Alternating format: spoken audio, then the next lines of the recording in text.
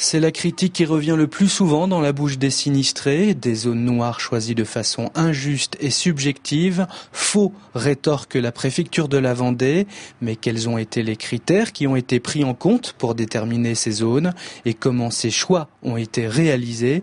Eh bien, les services de l'État n'ont pas seulement pris en mesure les observations effectuées après le passage de Xynthia, c'est-à-dire la hauteur d'eau constatée d'1 mètre minimum et la vitesse et la force des vagues.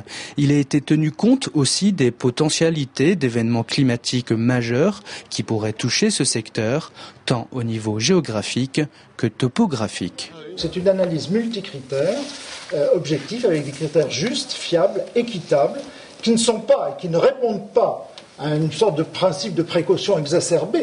Il s'agit d'un principe de bon sens, de prudence, d'observation des lois de la nature, de l'histoire de chacune des deux communes, de l'histoire sur le long terme. L'histoire sur le long terme nous rappelle que des tempêtes s'étaient déjà abattues sur les communes de La Faute et l'Aiguillon-sur-Mer en 1877, 1940 et 1941.